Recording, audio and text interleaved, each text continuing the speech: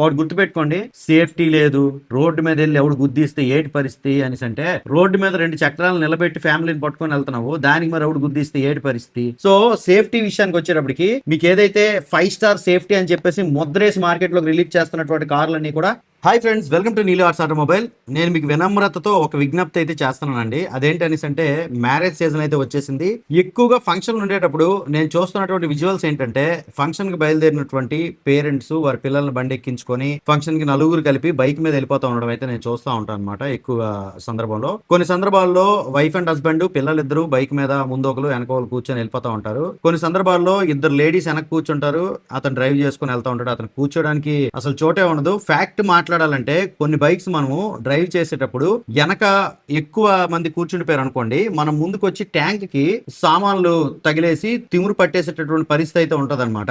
కాబట్టి మీకు ఇదే చెప్తానంటే ఓపెన్ గా మాట్లాడేస్తున్నాను. సో మీరు బండికి ముందు ఒక ఇద్దరిని కూర్చోబెట్టేసి, ట్యాంక్ మీద ఒకరిని కూర్చోబెట్టేసి, దాని వెనక ఇంకోళ్ళు కూర్చోబెట్టేసి మీరు డ్రైవ్ చేస్తూ, వాళ్ళ భుజాల మీద నుంచి ఎలాగనేసి డ్రైవ్ చేస్తూ, మీకు అసలు ఎదురుగా ఏం జరుగుతుందో తెలియకుండా, ఒకవేళ హ్యాండిల్ తిప్పాల్సినటువంటి అవసరం వస్తే ఎదురుకున్న పిల్లాడు తొడ మీదకి హ్యాండిల్ నొక్కేసి, ఇటువంటి పరిస్థితుల్లోన బండి వెళ్ళిపోయినటువంటి సందర్భాల్లో ప్రమాదాలు ఎటువైపు నుంచి వస్తాయో తెలియదు. దట్టు ఇప్పుడైతే ట్రాఫిక్ బేభత్సంగా పెరిగిపోతా ఉందన్నమాట.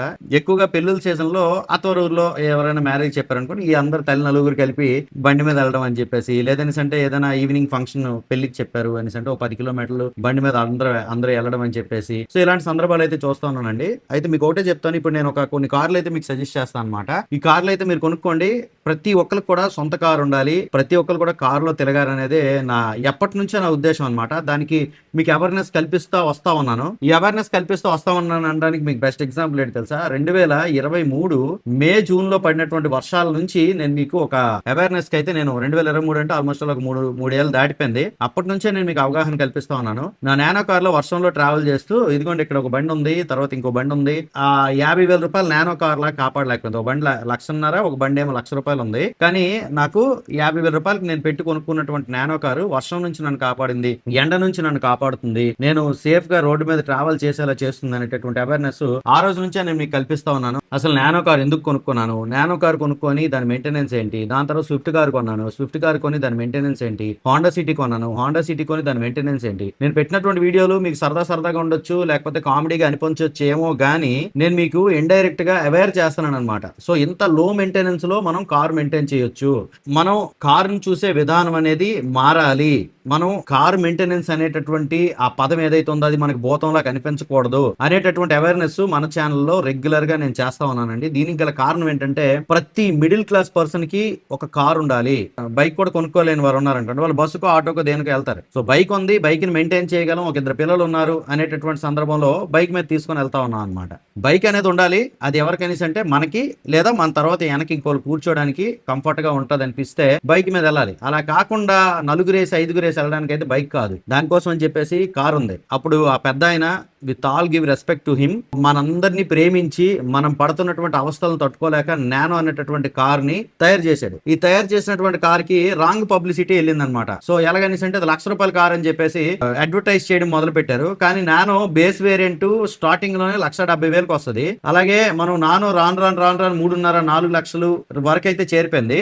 4 లక్షలకు చేరిపోయినటువంటి కార్ కొనుక్కొని ఇంటికి తీసుకొని వస్తే వీధులు అందరూ ఇదేటో 1,00,000 రూపాయల కారా అని అనేవారు. కానీ ఇప్పటికైనా మించిపోయింది లేదు. మనం ఎఫర్ట్ చేయగలిగినటువంటి పరిస్థితుల్లోనే కొన్ని కార్లు మనకు వచ్చేస్తాయి. ఇప్పటికే ఎక్కువైతే ఇంట్రడక్షన్ చెప్పాను. నా ఉద్దేశం మీకు అర్థమయ్యే ఉంటది. నేను మీకు వినమ్రతతో విజ్ఞప్తి చేస్తుంది ఏంటనేసి అంటే, మీరు ఇంట్లో ఫ్యామిలీ పెరుగుతున్నారు, లేదా మీ ఎల్డర్స్ ఎవరైనా ఉన్నారు, వాళ్ళకి ఒంట్లో బాగోదు, వాళ్ళకి హాస్పిటల్కి పట్టుకుని వెళ్ళాలి, అట్లీస్ట్ ఒక సెకండ్ హ్యాండ్ కార్ అయినా కొనుక్కోండి. సెకండ్ హ్యాండ్ కార్ రోడ్డు మీద ఎక్కడ ఆగిపోద్దో, మెయింటెనెన్స్ ఏంటి, ఈ భయాలు ఉన్నాయనేసి అంటే కొత్త కార్ కొనుక్కోండి. 3,75,000 దగ్గర నుంచి 7.5 లక్షలు వచ్చేటటువంటి కొన్ని కార్లు అయితే నేను మీకు చెప్తాను. సో నేను చెప్తుంది ఎక్స్ షోరూమ్ ప్రైస్ అనమాట. ఆన్ రోడ్ ప్రైస్ కావాలంటే ఒక 60,000-70,000 యాడ్ చేసుకుంటే 4,70,000 4,60,000 దగ్గర నుంచి మీకు ఆన్ రోడ్ ప్రైస్ స్టార్ట్ అయిపోయేటటువంటి కార్లు అయితే ఇప్పుడు ఒక 6 పరిచయం చేస్తాను. ఈ 6 కార్లు నేను మీకు పరిచయం చేసేటప్పుడు ఒకటి గుర్తుపెట్టుకోండి, సేఫ్టీ లేదు, రోడ్డు మీద వెళ్ళి ఎవడు గుద్దిస్తే ఏటి పరిస్థితి అనేసి అంటే, రోడ్డు మీద 2 చక్రాలు నిలబెట్టి ఫ్యామిలీని పట్టుకొని వెళ్తున్నావు, దానికి మరి ఎవడు గుద్దిస్తే ఏటి పరిస్థితి.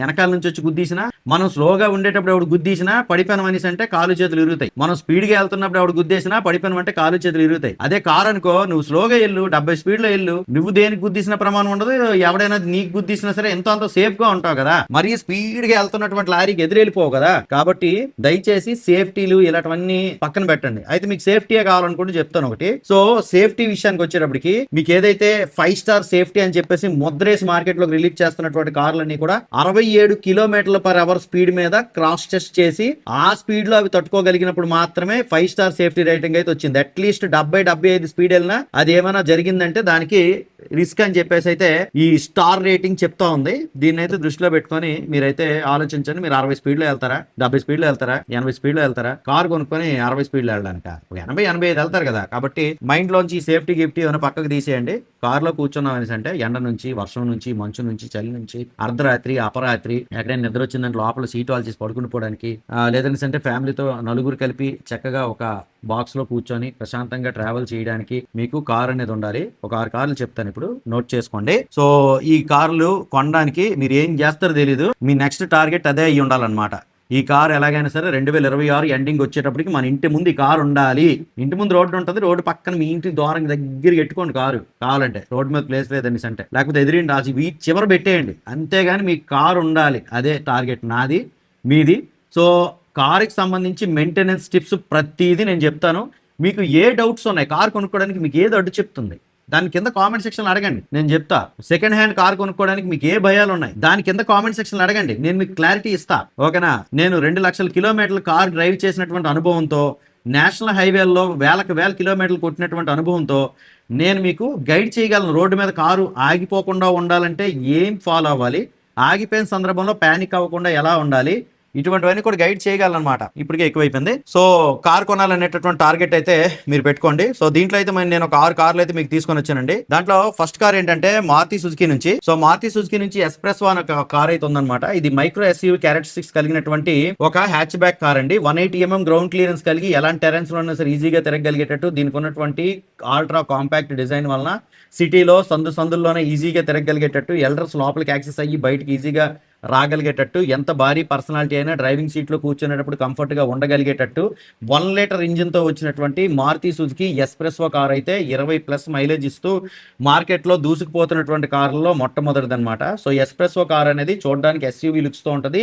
చాలా కలర్ ఆప్షన్స్ అయితే ఉన్నాయి, ఆల్మోస్ట్ ఒక 8 కలర్ ఆప్షన్స్ అయితే ఉన్నాయి. దీనికి మనకు 6 సంవత్సరాలు వారంటీ అయితే వస్తుందన్నమాట. మంచి వారంటీతో వస్తున్నటువంటి కారు. సో కొత్త కారు కొనుక్కోవాలని చూస్తున్నప్పుడు మీ బడ్జెట్ ఒక 4.5 లక్షల దగ్గర నుంచి ఒక 6 లక్షల వరకు ఉందనేసి అంటే ఎస్ప్రెస్సో అయితే నిరభ్యంతరంగా కొనేసుకోవచ్చండి. నేను చెప్తుంది ఒక 50,000 30,000 అటు ఇటుగా ఉంటుంది, మరీ లక్షల తేడా అయితే ఉండదు. కాబట్టి దాన్ని బేస్ వేరియంట్ కావాలంటే ఒక 4,70,000 ఎస్ప్రెస్సో వచ్చేయచ్చు.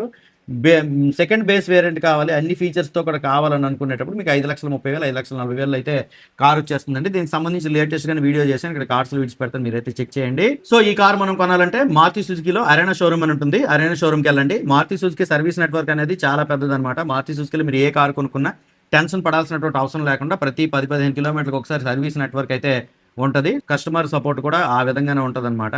స్పేర్ పార్ట్ అవైలబిలిటీ కూడా పుష్కలంగా ఉంటుంది. మారుతి సుజుకిలో ఏదైనా కార్ ఇస్తే ఇమీడియట్ వితిన్ డేస్లోనే మనకి ఎలాంటి పెద్ద కంప్లైంట్ అయినా వచ్చేస్తుంది. సర్వీస్కి తీసుకొని వెళ్తే ఆ రోజే మనకి సర్వీస్ చేయించి తెచ్చేస్తాం. కాబట్టి మారుతి సుజుకి కార్లు మెయింటెనెన్స్ విషయంలో, సర్వీస్ విషయంలో అయితే మీరు ఏమాత్రం టెన్షన్ పడకండి. ఈ ఎస్ప్రెస్సోలో మనకి సిఎన్జీ ఆప్షన్ అయితే ఉంది, ఆటోమేటిక్ కూడా ఉంది. మీకు ఏది కావాలంటే అదైతే చూస్ చేసుకోవచ్చండి. సో నెక్స్ట్ సెకండ్ది ఆల్టో కేటన్. ఆల్టో కార్ అనేది చాలా మంది ఇంట్లో సెకండరీ కార్ గా ఉండేటటువంటి కార్ అనమాట. ఫ్యామిలీ మెంబర్స్ లో ఒక మెంబర్ గా కలిసిపోయి 15 సంవత్సరాలు, ఆ తర్వాత ఇంకొక 5 సంవత్సరాలు ఎక్స్టెన్షన్ చేసి కూడా తిరిగేటటువంటి పరిస్థితుల్లో ఉన్న కారు ఆల్టో కేటన్ అనేది వచ్చిన తర్వాత దాని యొక్క డిజైన్ అయితే చాలా నీట్గా చేంజ్ చేసి లోపల ఇంటీరియర్స్ ఇవన్నీ కూడా చాలా బాగుండేలా డిజైన్ చేసి కొంచెం ప్రీమియం లుక్ వచ్చేటట్టు అయితే చేసి చిన్న ఫ్యామిలీకి, అలాగే ఒక 5గురు ఉన్నటువంటి ఫ్యామిలీకి అయినా సరే ప్రాబ్లం లేదండి. కొంచెం ఇరుకిరుగ్గా ఇబ్బంది పడుతూ వెళ్తారు, పర్లేదు. మరి బైక్ మీద వెళ్ళేదానికంటే ఇది బెటరే కదా. కాబట్టి ఆల్టో కేటన్ కూడా మీ చాయిస్గా పెట్టుకోవచ్చు. ఇది కూడా మనకి 20+ మైలేజ్ అయితే ఇస్తుంది. సో కంఫర్టబుల్ సిట్టింగ్ పొజిషన్ అయితే ఉంటుంది. ఆల్టో కేటన్ చూడడానికి కూడా క్యూట్గా ఉంటుంది అన్నమాట కారు. మీ ఇంట్లో అమ్మాయిలు ఎవరైనా సరే డ్రైవ్ చేసుకోవాలనుకున్నా సరే ఇదైతే క్యూట్గా ఉండేటటువంటి కార్ అయితే చెప్పుకోవచ్చండి. ఇది 5 స్పీడ్ మాన్యువల్ ట్రాన్స్మిషన్, అలాగే ఆటోమేటిక్ ఆప్షన్లో కూడా అవైలబుల్ ఉందండి. తక్కువ మెయింటెనెన్స్, అత్యుత్తమ రీసేల్ వాల్యూ కలిగినటువంటి కారుగా ఆల్టో కేటన్ అయితే చెప్పుకోవచ్చు. ఆల్టో కేటన్ కూడా 3,70,000 రూపాయలు ఎక్స్ షోరూమ్ ప్రైస్ దగ్గర నుంచి 5,60,000 రూపాయలు ఎక్స్ షోరూమ్ ప్రైస్ వరకు అయితే వచ్చేస్తుంది. ఆల్మోస్ట్ 4.5 లక్షల ఆన్ రోడ్ ప్రైస్ దగ్గర స్టార్ట్ అయ్యి 6 లక్షలు 6.5 లక్షల ఆన్ రోడ్ ప్రైస్ అయితే ఆల్టో K10 వచ్చేస్తుంది టాప్ ఎండ్ కార్. ఇక నెక్స్ట్ ది రెనాల్ట్ క్విడ్ అండి. సో మూడో కార్ గా రెనాల్ట్ క్విడ్ అయితే చెప్పుకోవచ్చు అనమాట. రెనాల్ట్ షోరూమ్ లో క్విడ్ కార్ అయితే అవైలబుల్ ఉంది. ఇది కూడా మనకి 1 లీటర్ పెట్రోల్ ఇంజిన్ అయితే వస్తుంది. తక్కువ బడ్జెట్ లో ఎస్యూవీ లుక్స్ తో వచ్చినటువంటి రెనాల్ట్ క్విడ్ అయితే మనకి 23-24 మైలేజ్ వరకు అయితే ఇచ్చేస్తుంది అనమాట. ఇప్పుడు E20 పెట్రోల్ వచ్చిన తర్వాత మైలేజ్ అయితే తగ్గినాయి. 20+ మైలేజ్ ఎక్స్పెక్ట్ చేయొచ్చు మీరు. 4,30,000 ఎక్స్ షోరూమ్ దగ్గర స్టార్ట్ అయ్యి 5,85,000 ఎక్స్ షోరూమ్ దగ్గర ఎండ్ అయినటువంటి రెనాల్ట్ క్విడ్ అనేది బోత్ ఆటోమేటిక్ మాన్యువల్ రెండు ఆప్షన్స్ లో కూడా అవైలబుల్ ఉంటుంది. మీకు ఏది కంఫర్ట్ అనిపిస్తే అది తీసుకోండి. మీకు ఒక డ్రైవింగ్ రాకపోతే నేను వెరీ సూన్ డ్రైవింగ్ క్లాసులు కూడా స్టార్ట్ చేస్తాను అనమాట. నేర్చుకోవచ్చు దాంట్ నుంచి. నేను మీకు ఈజీగా డ్రైవింగ్ నేర్చుకునే టిప్స్ అయితే నేను చెప్తాను. ఇక మీకు సేఫ్టీయే కావాలనుకుంటే ఇప్పుడు 4వ car Tata Tiago. So Tata Motors నుంచి వచ్చినటువంటి టాటా టియాగో ఫేస్ లిఫ్ట్ అయితే వచ్చేసింది అనమాట. ఈ కార్ మనకి 4,75,000 ఎక్స్ షోరూమ్ ప్రైస్ నుంచి 8,55,000 ఎక్స్ షోరూమ్ ప్రైస్ వరకు అయితే ఉంటుందండి. 8,55,000 ఏంటంటే దీంట్లో ఎలక్ట్రిక్ కూడా ఉందన్నమాట, అందుకని చెప్పేసి ఆ ప్రైస్. సో మీకు టాటా టియాగోలో ఎలక్ట్రిక్ ఆప్షన్ కావాలనుకుంటే ఎలక్ట్రిక్ ఆప్షన్కి వెళ్ళిపోవచ్చు. లేదని అంటే ఎలక్ట్రిక్ కార్ ఎవరు కొనుక్కోవాలి ఎవరు కొనుక్కోకూడదని వీడియోస్ అయితే మనం చేస్తున్నాం. అండ్ టాటా టియాగోలో మనకి ఇంజిన్ విషయానికి వచ్చేప్పటికి 1.2 లీటర్ ఇంజిన్ అయితే వచ్చింది. ఫేస్ లిఫ్ట్ వచ్చిన తర్వాత 1.2 లీటర్ 3 సిలిండర్ పెట్రోల్ ఇంజిన్ అయితే వచ్చింది అనమాట. సో దీంట్లో మనకి సిఎన్జీ ఆప్షన్ కావాలనే సరే అవైలబుల్ ఉందండి. ఇది మనకి మంచి పవర్ టార్క్ అయితే ప్రొడ్యూస్ చేస్తుంది. సో సస్పెన్షన్ కంఫర్ట్ అయితే చాలా బాగుంటుంది. చిన్న ఫ్యామిలీకి అకేషనల్ హైవే రైడ్స్ కూడా ఈ కార్ అయితే పర్ఫెక్ట్ చాయిస్ అని అయితే చెప్పుకోవచ్చు. సో ఈ కార్ మనకి సేఫ్టీ పరంగా కానీ లోపల ఇంటీరియర్స్ పరంగా కానీ ఫీచర్స్ పరంగా కానీ లుక్స్ విషయంలో కానీ ఆసమ్ అనేది చెప్పుకోవచ్చు అండి. మీకు ఒక సేఫ్టీ ప్రయారిటీ అనుకుంటే ఈ కార్ ని కళ్ళు మూసుకొని అయితే కొనేసుకోవచ్చు. టాటా టియాగో అనేది మనకి 16-17 వరకు అయితే మైలేజ్ ఇస్తుంది. మీరు హైవే ఎక్కారని అంటే 19 వరకు అయితే మైలేజ్ ఇస్తుంది అనమాట. 19-20 వరకు కూడా మైలేజ్ ఇస్తుంది. టాటా టియాగో రీసెంట్ కొన్ని కార్ మీద ఉంటే ఎంత మైలేజ్ వస్తుందో కామెంట్ చేయండి. అలాగే మీద కార్లు ఏమున్నా సరే ఎంత మైలేజ్ వస్తున్నాయి కామెంట్ చేయండి. ఇక నెక్స్ట్ కారు మారుతి సుజుకి నుంచి సెలీరియో. 4,70,000 ఎక్స్ షోరూమ్ ప్రైస్ దగ్గర నుంచి 6,70,000 ఎక్స్ షోరూమ్ ప్రైస్ వరకు అయితే ఉంటుంది అనమాట. ఇది కూడా మనకు 1 లీటర్ పెట్రోల్ ఇంజిన్ అయితే వస్తుంది. మైలేజ్ విషయానికి వచ్చినప్పుడు 20+ అయితే వస్తుంది అనమాట. Both 5 speed manual and automatic transmission అయితే అవైలబుల్ ఉంటుంది. సిఎన్జీ కూడా అవైలబుల్ ఉంటుంది అనమాట. సిటీలో ఉండే వాళ్ళు అయితే సిఎన్జీ తీసుకోవచ్చు. సో ఒకసారి ట్యాంక్ కొట్టించారని అంటే సిఎన్జీలో మనకి 30 కిలోమీటర్ల ప్లస్ అయితే మైలేజ్ వస్తున్నాయి ఈ కార్లు. కాబట్టి మీరు నిరభ్యంతరంగా కొనుక్కోవచ్చు. సెలీరియో కూడా మంచి కారు. సో ఆల్టో K10 మీద సెలీరియో కాస్త బెటర్ కార్ అని అయితే చెప్పుకోవచ్చు అనమాట. ఎందుకనేసి అంటే 5గురికి కంఫర్టబుల్ సిట్టింగ్ అయితే ఉన్నటువంటి కార్గా చెప్పుకోవచ్చు దీన్ని. ఇక 6వ కారు హుండై నుంచి grand ఐటన్ Nios. So grand ఐటన్ Nios లో చాలా మంచి ఫీచర్స్ అయితే ఉన్నాయి. ఆఫర్స్ కూడా ఇస్తున్నారు అనమాట హుండై వాళ్ళు.